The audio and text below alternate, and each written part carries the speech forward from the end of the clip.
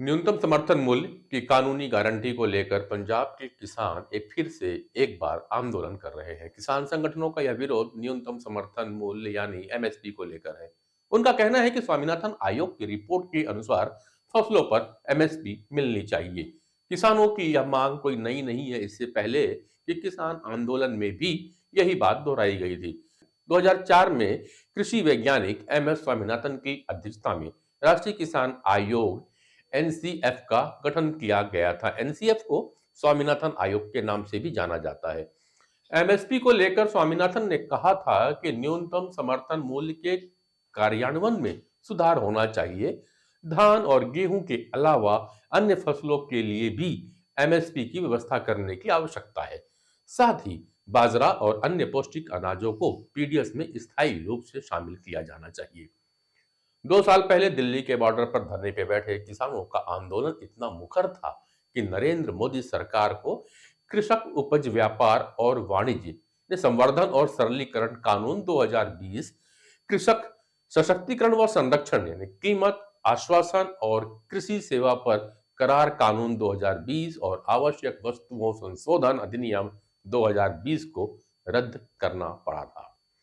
किसानों को डर था कि सरकार इन कानूनों के जरिए कुछ चुनिंदा फसलों पर मिलने वाली न्यूनतम समर्थन मूल्य देने का नियम खत्म कर सकती है और खेती किसानी के कारपोरेटाइजेशन यानी निगमीकरण को बढ़ावा दे सकती है। इसके बाद उन्हें बड़ी एग्री कोमोडिटी कंपनी का मोहताज होना पड़ेगा। इन कृषि कानूनों के रद्द होने के बाद किसानों ने भी अपना आंदोलन वापस ले लिया था। उस दौरान सरकार ने उन्हें न्यूनतम समर्थन मूल्य की गारंटी देने का वादा भी किया था। इसके साथ ही उनकी कुछ और मांगों को भी पूरा करने का वादा किया गया था। कृषि क्षेत्र की स्थिति और किसानों की जीविका का विश्लेषण करने पर एक बात तो साफ होती है कि किसान और भारत सरकार के बीच का भरोसा कुछ टूट सा गया है। इससे आजाद भारत की सबसे बड़ी नाकामी और ग्रामीण शहरी असमानता का एक बड़ा कारण माना जा सकता है।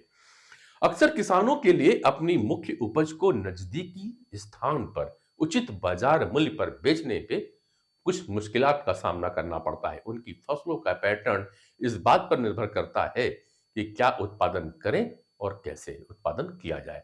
लेकिन यह बाजार के सिद्धांतों पे आधारित नहीं होता या राजनीतिक फैसलों जैसे एमएसपी, बाजार की खराब इंफ्रास्ट्रक्चर, उत्पादन की उच्च लागत, बिचौलियों की तरफ से तय कीमतों पर ज्यादा निर्भर करता है। भारत का औसतन किसान सरकारी सहयोग के बिना खुद पर निर्भर है और इसी वजह से वह बदतर हालात में जीता है। आम जिंदगी जीने के लिए भी वह कर्ज के बोझ तले दबा और दबता चला जाता है। कुछ अर्थशास्त्री मानते हैं कि किसानों को कीमत की बजाय आय देना बेहतर है। इसका मतलब होगा कि उनके बैंक खातों में सालाना एक निश्चित राशि हस्तांतरित की जाए, चाहे प्रति किसान यानी केंद्र की पीएम किसान सम्मान निधि के रूप में हो या प्रति एकड़ जैसा कि तेलंगाना सरकार की राइतु बंधु पर आधारित है। प्रत्यक्ष आय सहित योजनाएं बाजार से प्रभावित नहीं होती और सभी किसानों को इसका समुचित लाभ पहुंचाया जा सकता है। कृषि मंत्री अर्जुन मुंडा का कहना है कि किसान संगठन एमएसपी की जो बातें करते हैं, एमएसपी में 2013-14 की तुलना में 2023-24 में काफी अंतर आया है, ये वे देख सकते हैं।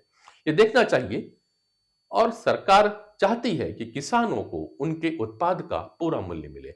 एमएसपी के मामले में यह बात कहना कि अभी सारी चीजें मिल जानी चाहिए, इसे राजनीति से प्रेरित नहीं होना चाहिए।